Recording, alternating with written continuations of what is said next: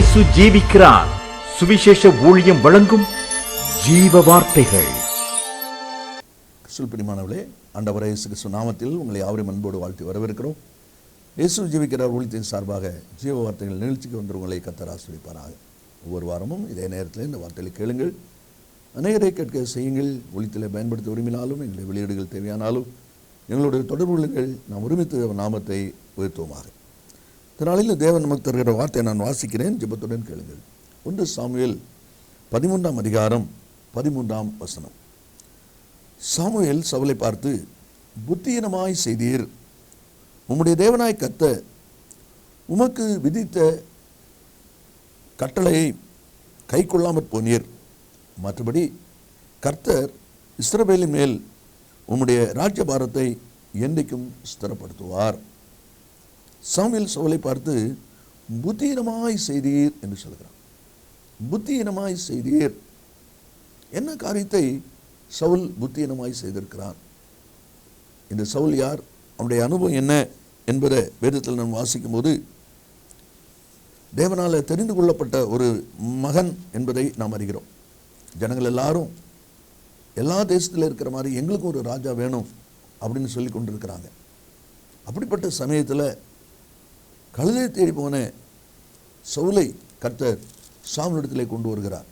9ஆவது அதிகாரம் 16ஆவது வசனத்தில் கர்த்தர் சாமுவேலுக்கு சொல்லும்போது, நாளையின் நேரத்திற்கு பென்யமீன் நாட்டானாகிய ஒரு மனுஷனை உன்னிடத்தில் அனுப்புவேன் என்று சொல்கிறார். அப்படியானால் இந்த சவுல் யார்? தேவனால் சாமுவேலிடத்திற்கு அனுப்பப்பட்டவன் என்று சொல்லி பார்க்கிறோம். 10ஆவது அதிகாரத்தில் நம்ம வாசிக்கும் போது 6ஆவது வசனத்தில் கர்த்தருடைய ஆவி உன்மேல் இறங்குவார் என்று சொல்லப்பட்டிருக்கு. கர்த்தருடைய ஆவினால் நிரப்பப்பட்ட ஒரு மனிதன் என்பதை பார்க்கிறோம். 10ஆம் அதிகாரம் 7ஆம் வசனத்தில் தேவன் உன்னோடு இருக்கிறார் என்றும் வாசிக்கிறோம். சவுலோடு கூட கர்த்தர் இருக்கிறார் என்றும் சொல்லப்பட்டிருக்கிறதை நாம் அதில் பார்க்கிறோம். அதே போல் 8ஆம் வசனத்தில் வாசிக்கும் போது, நான் உன்னிடத்தில் வருவேன், நான் உன்னிடத்தில் வந்து நீ செய்ய வேண்டியதை உனக்கு அறிவிக்க மட்டும் 7 நாள் காத்திரு என்று சொல்கிறான்.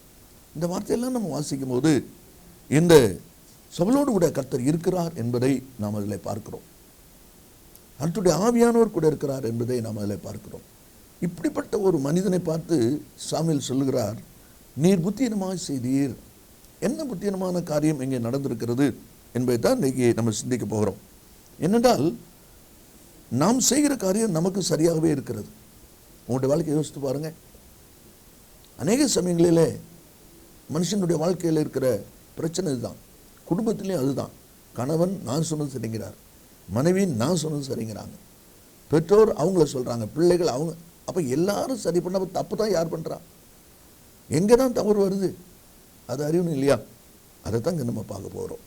நீ புத்தியீனமாய் செய்தீர் என்று சொல்லி சவுலை குறித்து சாமுவேல் சொல்கிறாரே, என்ன காரியம் அதில் புத்தியீனமாய் செய்யப்பட்டிருக்கிறது என்பதை நம்மளை வாசிக்கும் போது 11ஆம் வசனத்தை பாருங்கள். 13ஆவது அதிகாரம் 11ஆவது வசனம்.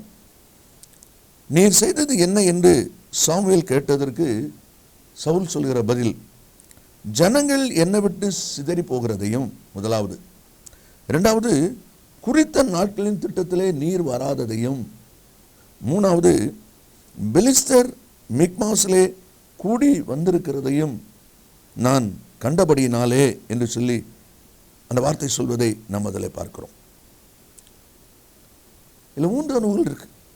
கடைசியில் 4வது ஒரு அனுபவம், கில்காலிலே பெலிஸ்தர் எனக்கு விரோதமாய் வந்து விடுவார்கள் என்றும் என்று சொல்லி 4 அனுபவம் இருக்கு. இதை கண்டு என்கிற ஒரு வார்த்தையை நம்ம அதில் பார்க்குறோம். அதை பார்த்த உடனே அவனுக்குள்ள ஒரு மன தோற்றம், மன எண்ணம் உருவானதுனால சாமுவேல் வர்ற வரைக்கும் பொறுத்திருக்காம, என்னென்றால் 7 நாள் பொறுத்துரு, நான் வந்து பலி செலுத்துவேன் என்று சாமுவேல் சொல்லியிருக்கிறார். ஆனால் எழுத்தின்படி நீங்கள் வாசித்தீங்கன்னா 8ஆவது வசனத்தில் சாமுவேல் குறித்த காலத்தின்படி 7 நாள் மட்டும் சவுல் காத்திருந்தான் என்னும் போட்டிருக்கு. சவுல் கணக்குக்கு 7 நாள் காத்திருந்தாச்சு. ஆனால் சாமுவேல்ட கணக்குக்கு 7வது நாள் முடிகிற வரைக்கும் அவன் காத்திருக்கல. இந்த வார்த்தை கேட்கிற அன்பு நேச பிள்ளைகளே, உங்கள் மனதுக்கு, உங்களுடைய எண்ணத்துக்கு, ஒருவேளை நம்முடைய நினைவுக்கு நான் செய்கிறது சரிதான், நான் 7 நாள் காத்திருந்தேன் என்று சொல்லி சவுல் சொன்னது போல சொல்லி கொண்டிருக்கிறோம். ஆனால் சாமுவேல் பலி செலுத்த முடியும். சாமுவேல் வந்துட்டார். நீர் புத்தீனமாக செய்தீர் அப்படின்னு சொல்றாருன்னா 8வது நாளாக சாமுவேல் வந்திருப்பாரு. 7வது நாள் ராத்திரி 12 மணிக்கு தான் இந்த நாள் முடியுது. அப்போ அதுக்குள்ள சாமுவேல் வந்துட்டாரு. அதனால தான் சொல்றாரு நீ புத்திரமாக செய்தீர். இல்லாத பட்சத்தில் சொல்ல முடியாது. அப்போ இந்த வசனத்தில் நம்ம வாசிக்கிற சில அனுபவங்களை பாருங்க. முதலாவது, ஜனங்கள் என்னை விட்டு சிதறி போகிறதை நான் கண்டேன். ஏன் நீ பலி செலுத்தின அப்படின்னு சொல்லி கேட்கறதுக்கு அவர் சொல்ற பதில், ஜனங்கள் என்னை விட்டு சிதறி போகிறத நான் பார்க்குறேன், சூழ்நிலையை பார்க்குறேன். ஜனங்கள் எல்லாம் சிதறி போய்கிட்டு இருக்கிறாங்க. இதுக்கு மேலேயும் பொறுமையாக இருந்தால் எல்லாரும் ஓடி போயிடுவாங்க. அதுக்கு பிறகு என்னால் ஒன்றும் செய்ய முடியாது என்கிற ஒரு எண்ணம் அவனுக்குள்ளே உருவாகி நான் பலி செலுத்தினேன் என்று சொல்லி அவன் சொல்வதை நாம் அதில் பார்க்கிறோம். லோகத்தில் கேட்கிற அன்பு நேச பிள்ளைகளே, ஆண்டவரே நீரே ஆனால் நானும் கடலுக்கு மேலே வரணும் பேருக்கு கேட்டான். வாப்பா வா சொன்னார். தனிக்கு மேலே நடந்து வருகிறவன் காற்று அலை இதை பார்த்து பயந்து உள்ள முங்கிட்டான். இயேசுவை பார்த்த கண்கள் அக்கம் பக்கம் பார்க்க உடனே மூழ்கிற ஒரு நிலைமை பார்க்கிறோம். இதை தான் இன்றைக்கு ஆண்டவர் நம்மிடத்தில் எதிர்பார்க்கிறார். அவரை பார்த்து வருகிற நாம் வேறு எங்கேயும் திரும்பக்கூடாது, வேறு எங்கேயும் நம்முடைய சிந்தை போகக்கூடாது. இயேசுவையே நோக்கி பார்த்து வந்தோம்னா நாம் மூழ்கி போக மாட்டோம். இந்த சவுல் ஜனங்கள் சிதறதை கண்ட உடனே பலி செலுத்துவதற்கு ஒரு துணிவு அவனுக்குள்ளே வந்துவிட்டதை நாம் அதில் பார்க்கிறோம். அதான் இல்லை சொல்லப்பட்டிருக்கிறது. அப்போஸ்தலர் 27:13 தென்றல் மெதுவாய் அடித்தபடினால் தாங்கள் கூறினது கைகூடி வந்ததுன்னு நினைச்சு பிரயாணப்பட்டாங்க. தென்றல் வீசுறதை பார்த்த உடனே நம்முடைய காரியம் சரியாயிரும் அப்படின்னு நினச்சிட்டாங்க. ஆனால் நடந்தது என்ன? அவங்க புறப்பட்ட உடனே யூரோக்குள்ளிடம் கடும் காட்டுக்குள்ளே அகப்பட்டு பயங்கரமான சேதத்துக்குள்ளே ஆகப்பட்டுக்கிட்டாங்க. இந்த வார்த்தையில் கேட்கிற அன்பு நேச பிள்ளைகளே, சற்று யோசித்து பாருங்க. இரண்டாவதாக அந்த 11ஆம் வசனத்திலே நாம் வாசிக்கிறோம், குறித்த நாட்களின் திட்டத்திலே நீர் வராததையும். 7 நாள் காத்திருக்க சொன்னீங்க, நான் 7 நாள் காத்திருந்தேன், ஆனால் நீங்கள் வரல அப்படின்னு சொல்லி சாமுவேலை குற்றப்படுத்துகிற ஒரு வார்த்தை அங்கே வருகிறதை நாம் அதில் பார்க்கிறோம். எசேக்கியேல் 12:25 நம்ம வாசிக்கிறோம், நான் சொல்லும் வார்த்தை நிறைவேறும், அது தாமதிக்காது. நான் சொல்லுகிற வார்த்தை நிறைவேற தாமதிக்காது. கர்த்தர் ஒரு வார்த்தை சொல்வாரானா சொன்னது தான். 7 நாள் காத்திரு நான் வருவேன் பலி செலுத்தன்னு சொன்னவர் வந்துட்டார்.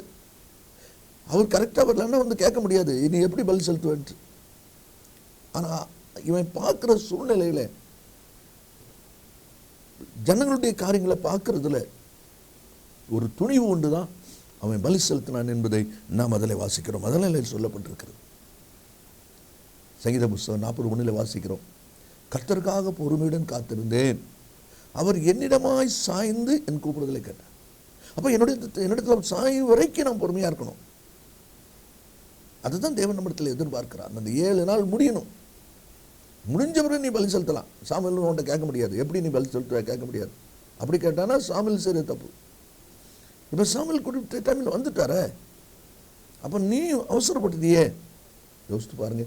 எத்தனை சமயங்களிலே தேவனுடைய ஜனங்கள் அவசரப்பட்டு ஆத்திரப்பட்டு நீங்களே உங்கள் காரியத்தை நஷ்டப்படுத்துறீங்க. இனி உள்ள நாட்களிலாவது அப்படிப்பட்ட ஒரு நஷ்டம் வராதபடி கவனமாய் நீங்கள் செயல்படுவது நல்லது. எங்கள் தேவனாய் கர்த்தர் எங்களுக்கு இரக்கம் செய்யும் வரை எங்கள் கண்கள் அவரையே நோக்கி கொண்டிருக்கிறது. 103 சங்கீதத்தில் வாசிக்கிறோமே, அவரையே நோக்கி கொண்டிருக்கு, இரக்கம் செய்யும் வரை. அதை தான் செய்திருக்கணும். அதை செய்யாததுனால புத்திஹீனமாய் செய்தீர் என்று சொல்லி அந்த வார்த்தை வருவதை நாம் அதில் பார்க்கிறோம். அதே ஒரு காரியம் தன் தவறை ஒத்துக்கொள்ளக்கூடிய நிலை இல்லாமல் நீர் குறிப்பிட்ட நாளில் குறிப்பிட்ட நேரத்தில் நீர் வராததுனால என்று சொல்கிறான். ஆண்டவர் அதான் பார்த்து கேட்டார், புசிக்கக்கூடாது என்று சொல்லி நான் சொன்ன விளக்கின கனியை புசித்தாயோ? ஆமாண்டவரேன்ட்டா முடிஞ்சு போச்சு. ஆனால் அவன் சொல்கிறான், நீர் எனக்கு துணையாய் கொடுத்த ஸ்திரியானவள் தந்தால் நான் புசித்தேன், நீர் மட்டும் அந்த ஸ்திரியை தராமல் இருந்திருந்தா நான் புசிச்சிருக்க மாட்டேன். அதனால் ஸ்திரீ தந்த நீங்கள் தான் தப்பு பண்ணிட்டீங்கன்னு சொல்லிக்கலாம். என்ன பிரச்சனையான ஒரு வார்த்தை பாருங்கள், யோசிச்சுட்டு பாருங்கள். மூன்றாவது ஒரு அனுபவத்தை நான் வாசிக்கிறோம். அந்த 11ஆம் வசனத்தில், பெலிஸ்தர் மிக்மாஸிலே கூடி வந்திருக்கிறதையும் நான் கண்டபடினால் என்று சொல்கிறான். பெலிஸ்தர் யுத்தத்துக்கு அவங்களாம் கூடி வந்திருக்கிறாங்க என்பதை அவன் பார்க்குறான். அதை பார்த்தது கூட கொஞ்சம் பலி செலுத்துவதற்கு அவனுக்குள்ளே துணிகரமாய் அந்த செயல் வருவதை நாம் அதில் பார்க்கிறோம். அவங்க கூடி வந்தா என்ன, தேவன் நம்மோடு இருக்கிறார், தேவனுடைய வார்த்தை நம்மோடு கூட இருக்கிறதுங்கிற அந்த உறுதி நமக்குள்ளே இருக்குமானால் நம்மால் திடமாய் நிற்க முடியும். அது இல்லாத ஒரு சூழ்நிலையில் வரும் பொழுதுதான் இப்படிப்பட்ட வேதனையான அனுபவங்கள், சத்துரு நம்மளை சூழ்ந்துட்டாங்கிற மாதிரி ஒரு பயம், ஒரு நடுக்கம் நம்முடைய வாழ்க்கையில் வரவே கூடாது. இங்கே அதை வர்றதை பார்க்குறோம். மோசே ஜனங்களை போய் தேசத்தை சுற்றி பார்த்துட்டு வாங்கன்னு சொல்லும் பொழுது 13ஆம் அதிகாரம் 31ஆம் வசனத்தில் போய் பார்த்தவங்க சொல்கிறாங்க, அவர்களோடு கூட நம்மளால் யுத்தம் பண்ண முடியாது, அவர் எல்லாரும் நம்மை பார்க்கலாம் பலவான்கள், சத்துரு பலவான்னு தெரிகிற வரைக்கும் நமக்கு தோல்விதான். சத்துரு ஒரு நாள் நமக்கு பலவானாய் தெரியவே கூடாது. அதைத்தான் இல்லை நம்ம வாசிக்கிறோம், பெலிஸ்தர் கூடி வந்திருக்கிற பார்த்துன்னு சொல்லி. அப்போ இந்த வார்த்தை வந்த உடனே அவனை அறியாத ஒரு கலக்கமும் தியலும் உள்ள வந்துடுறத நம்ம இதில் பார்க்குறோம். அதை தான் இந்த வார்த்தை சொல்லியிருக்கிறது. இன்றைக்கி தேவனுடைய பிள்ளைகளாக நீங்களும் எவ்விதமாக இருக்கிறீங்க என்பதை கொஞ்சம் யோசித்து பாருங்கள். நான் யுத்தத்துக்கு போக ரெடியாக இருக்கிறேன், சிங்கத்தை கரடியை கொல்ல உதவி செஞ்ச ஆண்டவர் இந்த பெலிஸ்தரையும் கொல்வதற்கு ஜெயிப்பதற்கு எனக்கு உதவி செய்வார்னு சொல்லி தாவீது சொல்கிறார். ஆனால் ராஜா சொல்கிறாரு, உன்னால் ஆகாது, நீ இளைஞன். அப்படிங்களா? இப்படித்தான் நம்மளே பலவீனப்படுத்திடுறோம். கடைசியாக 4வது ஒரு அனுபவம், 13வது அதிகாரம் 12வது வசனத்தை நாம் வாசிக்கும் போது, கில்காலில் பெலிஸ்தர் எனக்கு விரோதமாய் வந்து விடுவார்கள் என்றும், இன்னும் வரல, வந்து விடுவார்கள் என்றும், அப்படின்னா வந்துடுவாங்கன்னு சொல்லி பயம். பார்த்தீங்களா? பயமானது வேதனை உள்ளது என்று சொல்லி 1 யோவான் 4:18 வாசிக்கிறோம். அந்த பயம் அவனுக்குள்ளே வந்த உடனே துணிந்து செய்யக்கூடியதான ஒரு காரியம் அங்கே நடக்கிறதை நாம் அதில் பார்க்கிறோம். அதுதான் நம்மளை வாசிக்கிறோம். அந்த பயம் வந்து விட்டது. பெலிஸ்தர் நமக்கு விரோதமாக எழும்பி வந்துடுவாங்கன்னு சொல்லி அப்படிப்பட்ட ஒரு சிந்தை, அப்படிப்பட்ட ஒரு பயம் அவனுக்குள்ளே வருகிறதை நாம் அதில் பார்க்கிறோம். இந்த வார்த்தையில் கேட்கிற அன்பு நேச பிள்ளைகளே, ஏசாயா தீர்க்கதரிசி மூலமாக கர்த்தர் பேசும்போது 59வது அதிகாரம் 8வது வசனத்தில் அவர் பேசுகிறார். தங்கள் பாதைகளை தாங்களே கொணலாக்கி கொண்டார்கள். தனக்குத்தானே நஷ்டத்தை உண்டாக்கி கொள்கிற ஜனங்கள், தங்களுக்கு தாங்களே வேதனை உண்டாக்கி கொள்கிற ஜனங்கள், அதைத்தான் நெல் வாசிக்கிறோம். தங்கள் பாதைகளை தாங்களே கொணலாக்கி கொண்டார்கள். சவுல் புத்தியீனமாக செய்தான் என்று சொல்வதில் கடைசியான அனுபவம் என்ன? எங்கே அவர்கள் நமக்கு விரோதமாக வந்து விடுவார்களோ என்கிற ஒரு பயம். தேவனுடைய பிள்ளைகள் பயத்துக்கு நாம் இடம் கொடுக்கும்போது கர்த்தருடைய காரியத்திலே திடமாய் தைரியமாய் நிற்க முடியாத ஒரு நிலைமை கண்டிப்பாக ஏற்படும். அதுதான் இங்கே நம்ம வாசிக்கிறோம். அதனால தான் அவன் துணிந்து சர்வாங்க தகன பலியை அவன் செய்யக்கூடாத ஒன்றை செய்கிற அனுபவத்தை நம்ம அதில் பார்க்கிறோம். ஆனால் தான் சாமுவேல் அவ்வளோ துணிவாக சொல்கிறாரு, நீர் புத்தீனமாய் செய்து விட்டீர் என்று சொல்லி. வார்த்தையில் கேட்கிற அன்பு நேச பிள்ளைகளை, உங்களுடைய வாழ்க்கை யோசித்து பாருங்கள். நீங்கள் நஷ்டம் அடையும் போது, சேதம் அடையும் போது, காயப்படும் போது யாரோ ஒருவர் காரணம் அப்படின்னு சொல்கிறீங்க. இந்த பிரச்சனையில தான் இவ்வளவு காரணமோ அப்படின்னு சொல்கிறீங்க. இல்லை, உங்களை ஆராய்ந்து பாருங்கள், உங்களை சோதித்து பாருங்கள். நீங்கள் எவ்விதமாய் நடந்து கொண்டீர்கள், எவ்விதமாய் ஆண்டுடைய வார்த்தையை பற்றி கொண்டவர்களாக நீங்கள் கடந்து வருகிறீர்கள் என்பதை சற்று யோசித்து பாருங்கள். அதே தான் சொல்லியிருக்கு 2 நாளாகமும் 26வது அதிகாரம் 16வது வசனத்தில் உசியா ராஜாவை குறித்து நம்ம வாசிக்கிறோம். அவன் கர்த்தருக்கு பிரியமான காரியங்களாம் செய்து வந்த ஒரு ராஜா தான். ஆனால் அதே ராஜா பலப்பட்ட போது என்ற வார்த்தை வருது. அந்த மாம்ச பலம் அவனுக்குள்ளே வந்தபோது அவன் என்ன செய்கிறான்? தனக்கு கேடு உண்டாக மட்டும் அவன் மனம் மேட்டிமையானது. பார்த்தீங்களா?